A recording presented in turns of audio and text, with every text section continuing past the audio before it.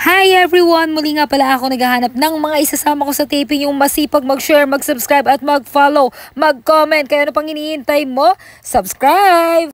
Hello Pilipinas kong mahal! Ako po ang inyong pambansang nanay Queen Manilina kapag walang taping, nagla-live selling. So fresh na fresh, kararating ko lang. Galing ako ng BIR at success! Nagawa ko na ang matagal ko nang pinapangarap.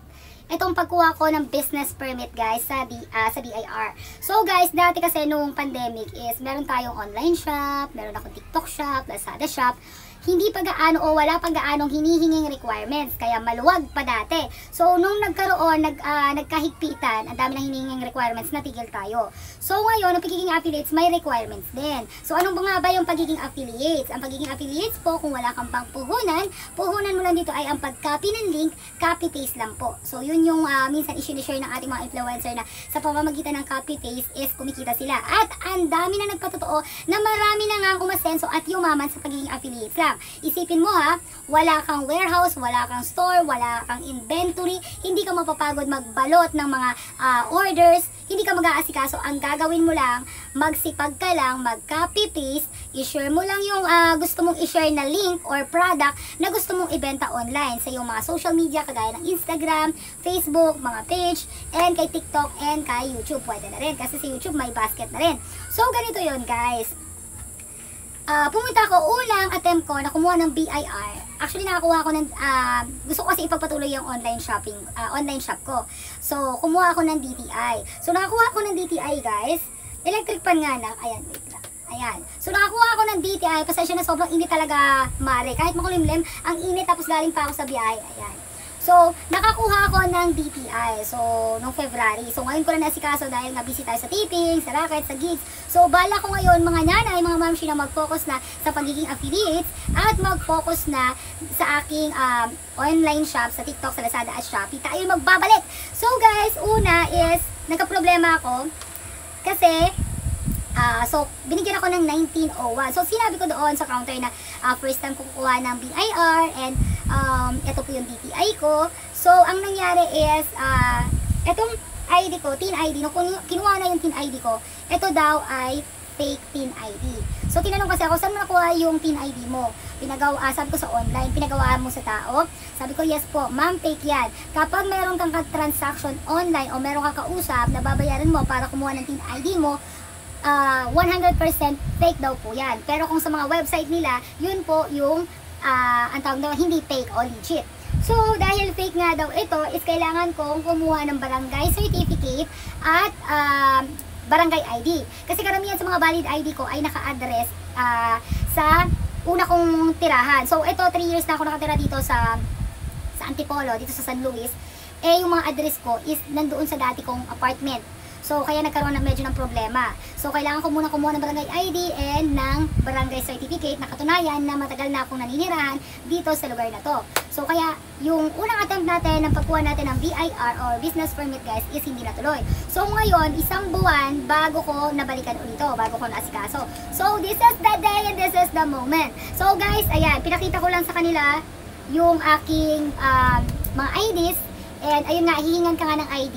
Kung ano yung ID mo ngayon, ay kung ano yung address mo ngayon, at kung ano yung address ng business mo, kailangan magtugma. Kasi kung physical store yan o physical shop, doon kasi pipick upin yan ng mga carrier kung may order sa'yo, diba? So kailangan magtugma-tugma yung address mo sa kasalukuyan. So mahirap naman kung doon naka-address sa dati mong tirahan tapos hindi ka na taga doon, diba? So talagang kailangan mo kumuha ng IDs, valid IDs kahit sa barangay para katunayan na matagal ka na naninirahan kung saan ka man naroroon ngayon. So eto na guys, pinakita ko lang yung ID ko, yung barangay ID ko. Kahit paso na to kasi 1 month lang yung valid ng ID na to. So February ko pa nalakad to, anong petsa na ngayon, diba? So expired na to, pero tinanggap pa rin nila kasi meron akong certificate, barangay certificate na katunayan na 3 years, almost 3 years na tayo. So guys, nagbayad lang ako. Tinanong nila kung meron na akong alam na mag-print graphic ng aking tawag nito yung parang resibo. So nagbayad lang ako dito guys ng 1,500. Yun lang talagang binayaran ko ha. Tapos binababalik nila ako sa Thursday para sa releasing ng BIR ko. So dahil nga matanong tayo at mabusisi tayong pagkananay, is tinanong ko kasi yung ang bait nung yung tawag nito, ang bait nung nasa counter babae. So Sabi ko, ma'am, I need guidance kasi bago lang po ako dito. So, meron akong DTI. Kasi tinanong niya ako kung para sa yung applyan ko sa BIR.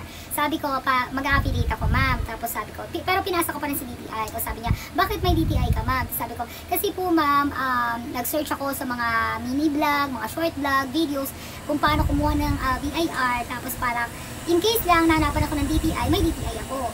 So, kapag affiliate ka, guys, kahit wala ka ng DTI, pwede daw yon. Sabi so hindi na pinapili niya ako kung meron akong physical store, pwede ko kung nangangarap ako or may plano ako sa future na magkaroon ng physical store, gamitin ko si DTI at isang process ng tawag nito, gamitin ko yung DTI ko sa pagkuha ng BIR ko. Or kung gusto ko naman mag-focus sa pagiging affiliates lang, kahit wala na sa DTI, affiliates lang ang ilalagay sa BIR.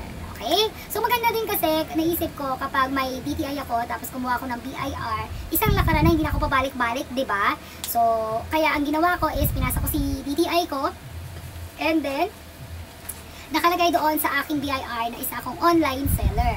So excited na ako sa releasing nito para sa Thursday. Update ko kayo guys kapag nakuha ko na yung aking BIR or business permit. I hope makatulong ang video na ito, and kung meron po kayong mga katanungan dyan mga nanay, ayan, mag-comment lang po kayo at i-share nyo po yung video. I hope makatulong ito at naging malinaw yung ating pag-uusap dito kahit medyo pagod na ako. Sobrang init kasi talaga ng panahon ngayon. Ang traffic, ang hirap sumakay. So ayan, ang dami ko sinabi. So, ilalagay ko, kung meron kayong mga katanungan, i-comment nyo lang po. Actually, wala pa akong almusal, wala pa akong tanghalian, kaya pasensya na kung medyo magulo yung vlog ko. Okay? Ayan, sa mga bestie natin, guys. God bless everyone. I hope may natutunan po kayo sa ating pag-uusap today's video. And next vlog naman, abangan nyo po, paano maging affiliate sa Lazada. Ating yung pag-uusapan sa susunod na vlog.